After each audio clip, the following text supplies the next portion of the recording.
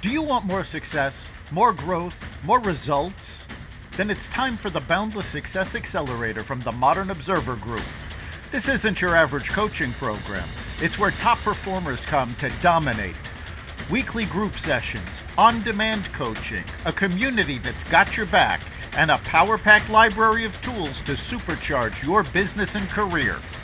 No more excuses, no more waiting. Get in, level up, and start building the life you've been dreaming about. Visit us at modernobserver.com/boundless success to join today. Let's get you to the next level.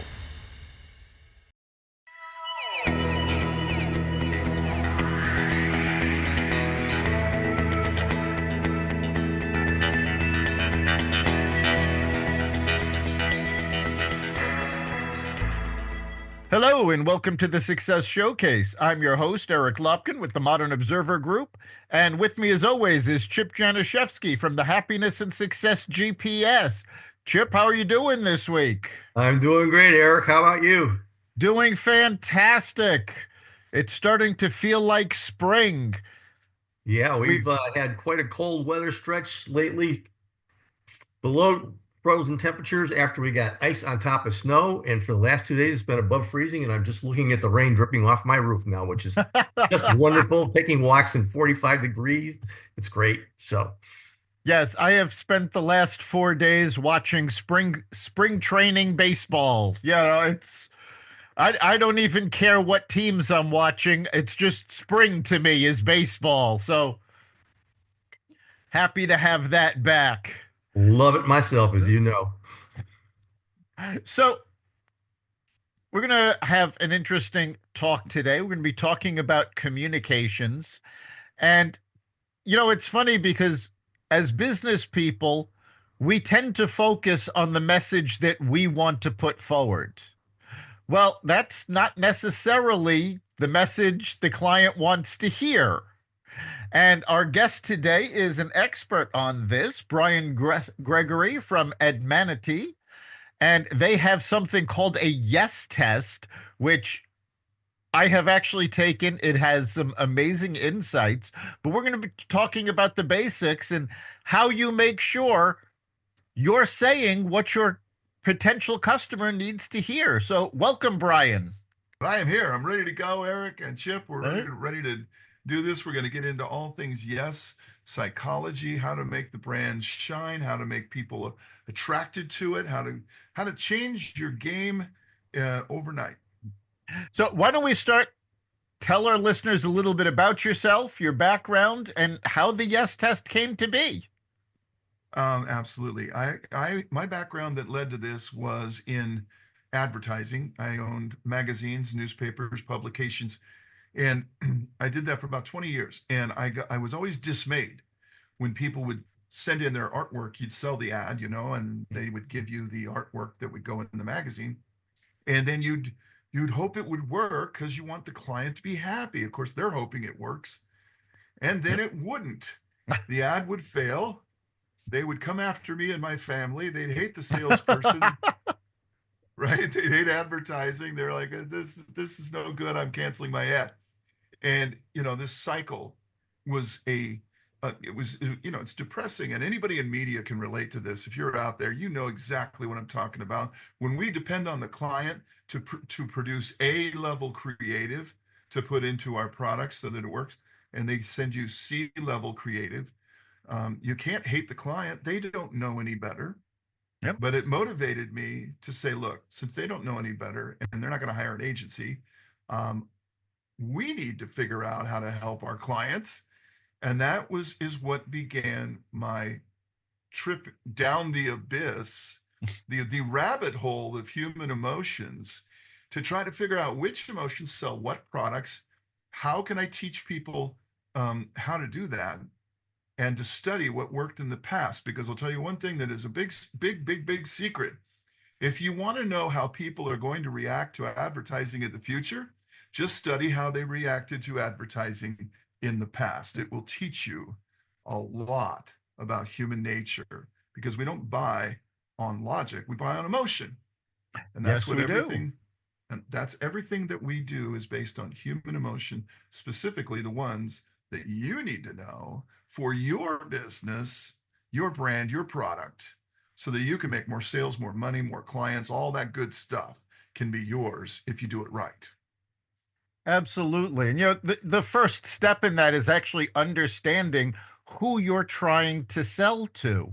I spent a number of years as a creative director at an ad agency, and I will never forget when people would come in and they'd go, "Oh, we want the ad to say this, this, and this, and we want it to look like this." And we'd look at them and go, "Well, you realize that's the stuff that you like. That's not going to, speak to your potential customers." You're absolutely 1000% correct.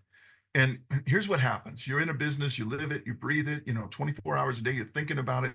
So you're in this box, and all you can think about is what you know. So therefore, when it comes time to promote yourself, you want to put all that stuff in the ad or in the marketing or whatever you're going to do. And all of a sudden, the person on the other end says, "Gosh, what a boring story. This is all about you. This is Yep. what you want me to think. Let me tell you something. All I want to know is, does it come in blue?" Right? And Yep. so you basically can oversell yourself to the point where you're driving customers away, or you're just turning the red light on and they're just saying, "I'm not interested. I don't even know what this is. Don't care anymore."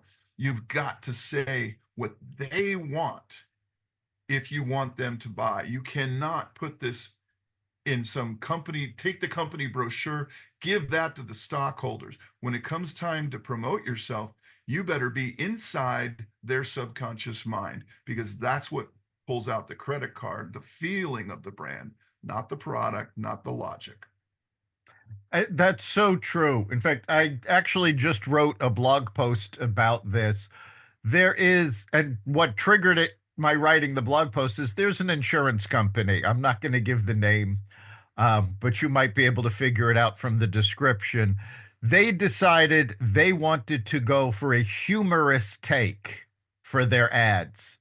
And they're airing a commercial right now where a spokesperson for the company from a previous campaign who could not say the name of the company properly and kept bobbling everything and was terrible is having an argument with a 2-year-old. Now, this is how they're portraying their employees. And I see this ad and it doesn't make me want to call them. All it makes me say is, if your employees are that stupid, why would I want them servicing me? um, yes, I'm pretty sure I know the commercial you're referring Yeah. to. And you know, it comes to, let's rewind the tape. About 25 years ago, I think it was, Geico came out with some of their humorous commercials. Yep. Now, Geico is a former insurance company that was close to bankruptcy. Now, Geico was not a big brand in the biz. And of course, that has all changed. Now they are, I believe, number 2 in the country because they switched to a humorous, greedy theme: save time, save money, and laugh. Okay. Laugh and save, laugh and save. And this formula has been now adopted by all of the top 6 brands, including the one you're talking Yep. about. And it works together: laugh and save, but it doesn't really work if you just laugh. Right. It doesn't work if you just laugh. And also, they're missing some of the information, which is important because Geico came to prominence because of its clever commercials. But more of the reason for its turnaround was it changed its target market. GEICO is actually an acronym and it stands for Government Employee Insurance Company. And they only served federal employees.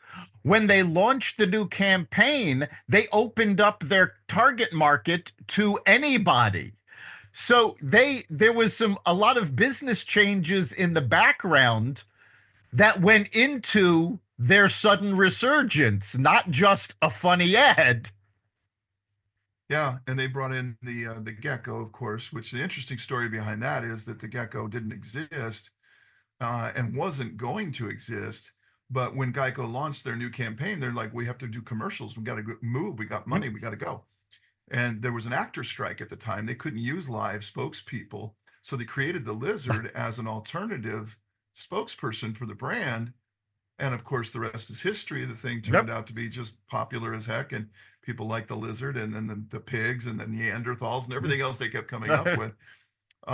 So they turned a formerly serious, stoic topic, you know, you're in good hands, good neighbor, all these more or less traditional themes of trust, and turned it into, hey, let's save time, save money, have a good, Yep. just right, just have some and have a laugh, because this isn't.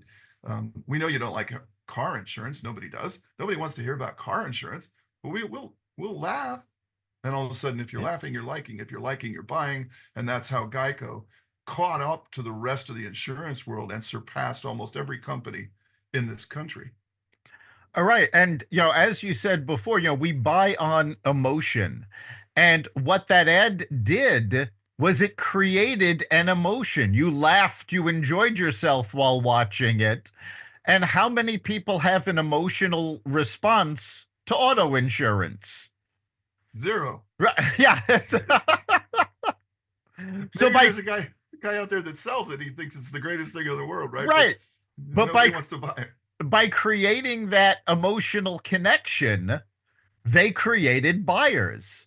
And that's basically what you do is you help your clients find that emotional connection to who their clients are. Yeah, we have a saying in our company is that technology changes, humans don't. We are the same human form that stomped the earth thousands of years ago. We have the same emotions. You have the same emotions as Caesar, Mozart, Shakespeare, right? We all have this toolkit. It was installed at birth. So what's changed is technology, but why you buy things hasn't changed in forever. And so while modern methods of targeting and modern methods of AI and all the things that are all abuzz right now are assistive without a doubt, I would tell you that the number one thing you should do if you really want to know why people buy stuff is you need to get in touch with the emotions that have always sold that stuff forever and adopt it as your own, because humans don't change. If it worked 50 years ago, believe it or not, that same emotion, maybe not the commercial, but the emotion will still work today because humans haven't changed. So our whole company is focused on not so much about the product and why it's great and all the million reasons why this thing is better than the other thing. If quality was number one reason for a product to win, McDonald's and Pizza Hut wouldn't be at the top of the list. Okay, it's not about quality; it's about how you feel about the product. And second place is how you feel about the product, and third place is the exact same thing. The quality is always up for debate, but if you like it, if it seems reasonable to you, if it seems likable, a reward, whatever the emotion is, you'll buy it. And that's how the big guys think. It's like, we don't want to talk about beer here. Let's talk about the fun. We don't want to talk about candy. We want to talk about tasting a rainbow. We don't want to talk about an energy drink. We want to talk about how it gives you wings. Okay. Those are emotional states that it's trying to create, and that sells product. Product just sits there 99% of the time. The products don't sing and dance. It's what the emotions do that make you buy it. Saying the product doesn't sing and dance actually reminded me. I was having a conversation with someone not too long ago, and we were talking about some old commercials. And they were talking about the fact that when they were a little kid, like 4 or 5, they had bought chuck wagon dog food for their dog. And they were so disappointed that no chuck wagon actually came shooting across the kitchen like it did in the commercial. Yeah, I'm glad you touched on that. when we look at the research we did, you mentioned the yes test, which Yep. everybody's going to get a chance to take by the end of the podcast today. But the research, the reasoning, the stuff that took years and years and years for us to do was to study those old commercials. You can learn a lot by studying the old masters back in the days when all they had was a magazine and maybe a radio station and a billboard somewhere. That was it. They didn't have TV, internet, influencers, social media, all the stuff we got now. They had to really make this thing hit. Then they had to spend a bunch of money and hope it hit, right? And so when you see the animation and the thought process of yeah, like you said, like the chuck wagon coming out of the bag, making it exciting, the dog is going to love it. And then the dog chases after the chuck wagon and ends up at his bowl where it's delicious. And the dog is, it, all this is to create a feeling of a positive experience, for you. And all of the old masters knew it. Tony the Tiger sold more cereal than Kellogg's had ever sold before they used the mascot. Kellogg's was a very serious brand. It's almost, good for you type of stuff, And they almost all the brands switched to mascots. Jolly Green Giant, Tony the Tiger, the Keebler Elves, Charlie the Tuna, Morris the Cat, the Michelin Man, all of a lot of the food type products found that they could sell easier using emotional triggers in the form of cartoons and mascots. And guess what? Geico has a lizard. Have we changed? No. Have Nope. the brands changed? Yes, the brands have changed. The products may be better. The products are still dog food. The product is still insurance. It's, you got to have it. It is the emotion that sells it. Always will be. You cannot get away from it. Don't try. Logic doesn't sell anything. In fact, logic gives people a reason to object to the product. It gives them facts. What are you giving them facts for?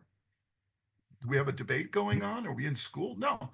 Facts about the product are for after the sale to make someone thrilled that they did buy. Now give them the facts because that's going to make them feel like they made a smart, wise choice. But before the sale, it's all about emotion. Basically, when you get back to human nature, it's all simplicity.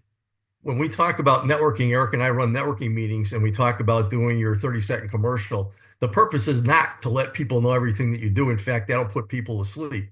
The purpose of your commercial is, I call it a teaser. Basically, it's what's your value added. And if you're at a networking group, what's your ask for today? And then let's get together for coffee so I can get to know you. And what you're talking about here, as far as playing on human emotions, people only buy stuff because they need it, like food and stuff like that, or on impulse because they want it. And you have to give them a reason to ask you for more information. And that's exactly what your yes test, I would imagine, is all about, is getting people interested and say, tell me more. Am I on the right track here? Yeah, you're on the only track, and that is the right That's what I track. thought. Yeah. Everything that you say is true. It's not how much do I want to teach you today.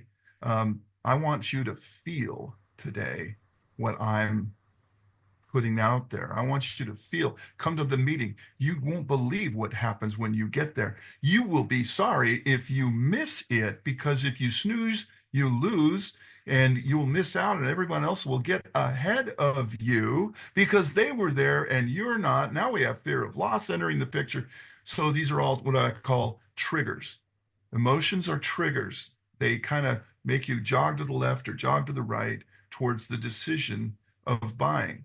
And without the triggers, you don't sell much, just psychologically speaking. So you need to have the emotional triggers. And, most people sell good things that they've worked very hard to create. There's nothing wrong with using emotion to show people how wonderful it is. And so that's all we do, is try to teach people, look, it's the only thing that works anyway. Why don't you just do it this way, right? Exactly. So tell our listeners a little bit about how the yes test works and what kind of insights they get into their own business. When we studied all the greatest ads in history, now when I say greatest ads, I mean the hockey stick moment type of ads, right? The brand is failing, the brand is struggling, the brand is near bankruptcy. An ad comes out, boom, they're making more money than they've ever made in their life, and it's the exact same product. That means the ad did it. We only studied those because when you study the winners, you learn 10 times faster. That's true in everything in life. So we knew these commercials or ad campaigns had the stuff in them. And over time, we started to see patterns. And the patterns are what the yes test identifies. So let's say you sell pizza. Okay. Could be anything, but let's say you sell pizza. That's probably a temptation, what we would call a temptation brand. There are 15 types of brands, 15 types of feelings. These 15 feelings have sold everything on earth and always probably will. So you'd be really smart to know what these 15 feelings are because that's what works on people. So if you were selling pizza, you'd be selling something nobody needs. Nobody really, think about it, nobody really needs a pizza. You want a pizza. Right. I want pizza, right? I could eat just about anything, but right now I want a pizza. Why do I want a pizza? Because I just saw the pizza commercial and it's chewy, chewy, and rich and gooey and all of the things I want. It looks so delicious. It's tempting me. It has triggered temptation in me. And that's not a biblical bad word. That is just what works when you're marketing food. So we identified these 15 emotions. The test, and then through a series of simple true false questions, no personal data, no financials. We don't care what you make, how many employees you have. The test has no idea what you even do for a living. The test doesn't care what you do, it cares how you should do it. Through emotion, it's trying to get to the core, the rich, chewy center of your brand, the core emotional center of what you are. And once it identifies that, then things go into high gear because now that we know you're an XYZ brand type, we know the exact formulas, the exact words, the exact colors, the phrases, the metaphors, the upsells. We know everything about how that brand should sell to the world, and we can share all that information with you. The free test is the first step. You've got to find out what ballpark of emotions your brand is in. Once it's found out, then things go into high gear for you. Yeah, and by applying this, I mean, you can get some remarkable results, not just in the understanding of your business, but how you can communicate that to your client.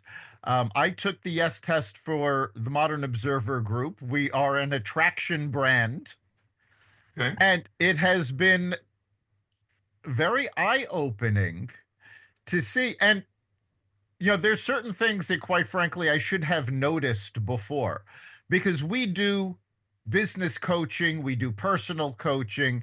So, what we do when we looked at our results from the yes test, we sort of went, oh, so yeah, this is what Grant Cardone does. This is what Tony Robbins does.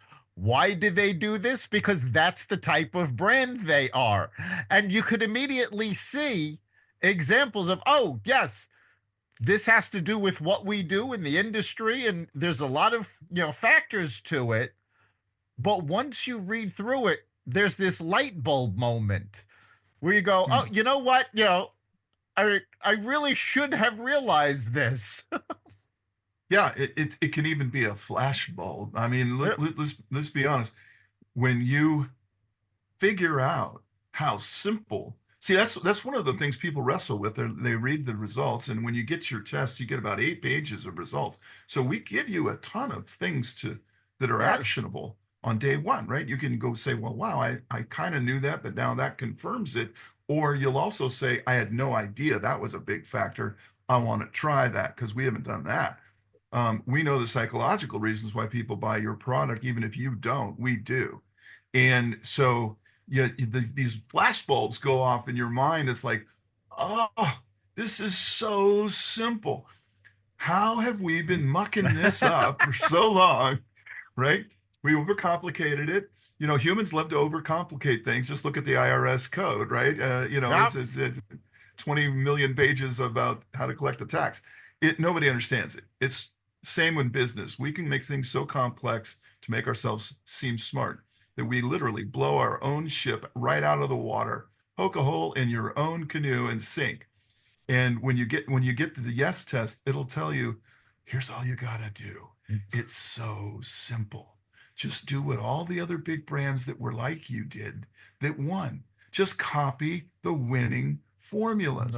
They invested millions, maybe billions, to find these formulas. Use them. They're not, emotions are free. Words are free. Colors are free. You can go ahead and use the same type of feeling. You just can't plagiarize their exact wording. But Right. you can reincarnate what has always worked for your brand. And let me tell you, when people do it and they do it right, here's what happens. It happens fast. It doesn't just drag on a little bit and it slowly starts to marginally get a little better. It's just like when the big brands did it. It was instantaneous, home run. Oh my God, we've got a winner. We've got a tiger by the tail here. We've got lightning in a box. We simply now do that over and over and over again. It's all you need to do. Right. And it basically comes down to understanding the emotions of your potential client and activating those emotions, creating that emotional bond between your brand and your buyer. Right. Skittles tells you to taste the rainbow, and you can't taste a rainbow. That is a ridiculous request. You can't do it. But it sounds like to your subconscious mind, the mind of feeling, says, that sounds like it would taste pretty good. I bet the rainbow would taste good. Why don't we get some of, and your conscious mind is over there saying, are you nuts? You can't taste a rainbow. And, I always tell the story of the Axe body spray. Okay. You're sitting on the couch. Let's say your subconscious mind and your conscious mind are sitting on the couch watching the Axe body spray commercial. You're watching this dorky guy get supermodels throwing themselves at his feet, right? Happens to me every day, right? Doesn't it happen to you guys? Of course. Of course. It's a very plausible premise. Now, the subconscious or the conscious brain is watching this saying, this is the dumbest thing I've ever seen. These women would never be attracted to me in a million years. Just take one look at me, right? And they certainly wouldn't throw themselves at my feet no matter what I was. And so that's your conscious brain saying, what's wrong with the thing. On the other side of the couch is your subconscious brain, and it's going, hey, are you seeing what I'm seeing? We're here on a Saturday night with no date. Go to the store now, get a truckload of this stuff. We're going to bathe in it. Okay. That is the difference between the conscious brain and the subconscious mind. The mind of the emotion is your subconscious. You need to speak to that brain. You need to use feelings, emotions, and triggers because that brain has the credit card. The other side of the brain hasn't bought anything yet, ever. Yep. Exactly. So we are coming up on the end of our time. So how can our listeners take the yes test for themselves? Absolutely. We want everybody. Our goal as a company, by the way, is to give away 1 million tests for free. We want to change how small businesses understand this because you were never taught this. School doesn't teach it. There's no emotional marketing class. There's no major in emotional marketing if you're an advertising major. Okay. It is really a well hidden secret, and it shouldn't be. It should be one of the first things you learn. So, you want to take the S test? It's absolutely free. It takes 5 minutes of your life, and you go to Free Yes Test. FreeYesTest.com. Type it, write it down, tell your friends, tell the world. FreeYesTest.com. 5 minutes later, you'll be looking at the results of your own brand's test, getting the answers and the emotions that'll make you more money, get you more clients, get you up there faster than anything else you can do right now. And this works, by the way, on social media, on emails, on websites, on landing pages, on even in speech, because we're doing a lot of Zoom stuff now. Yep. So a lot of people are saying, well, I don't do ads. I'm just on Zoom all day. Great. Take the triggers we're going to show you and incorporate them into how you speak to the person. Guess what? They work just as well in speech as they do in print. And you'll find that everybody just sort of likes your thing better. And they can't explain why, and you don't want them to. They just feel better about it. Go to freeyestest.com and change your business today. Fantastic. Thanks so much for being with us, Brian. So, Chip, what do you think is the big takeaway for this week? Think. We average 60,000 thoughts per day. And when you're in business, you're probably, especially if things aren't going well, just thinking about it all the time. And in your words, just overcomplicating things. You're making assumptions about things and you're just stabbing in the dark. So I love that you've just drilled this down. The word simplicity is everything. Simplicity is everything, and it's all based upon emotions. And so to give people out there a way, no matter how they're doing their business, to come to that aha yes moment that you're talking about, I think is fantastic. So congrats. I like how you said aha yes moment. I love that. That's like a free plug. Yep, you can use that if you want. That's why we call it the yes test, because that's the only word you want to hear if you're in business, right? Yep. That's it. You want to hear yes. Yeah, for me, I think the big takeaway is the focus on emotion. You know, people try to make things logical. They try to explain what they do and explain why they're better than the competitors. But when it comes down to it, people buy on emotion. They want to feel. It's an impulse. No matter how much they're doing research, that final buy is an impulse move. It's about what they feel. And you have to take advantage of that to be able to communicate with them. That's the level they're communicating on, and businesses need to be on that same level. You're absolutely right. We have a saying in our company is that you can't sell your brand to the world until you understand what attracts the world to your brand. I love It's I love that. That's so true. anything else is kind of a waste of time. And experience is what we get when we didn't get what we wanted. Folks, if you've had enough experience, just start doing it right. It's so simple. Some people look at it and go, can it really be that simple? I mean, it kind of looks kind of simple. Yeah, it's that simple. It just everybody wants to complicate it. And it's better if you stay in the Stone Age and communicate more like a caveman than an astrophysicist. All right. All right. Thanks for being here, Brian. You've been listening to the Success Showcase. You can catch every episode at xvadio.com, the Apple Podcasts app, YouTube, Rumble, Spotify, iHeartRadio, Audible, Amazon Music, and wherever you find podcasts. Remember, make this your best week ever and make next week even better. We'll see you then.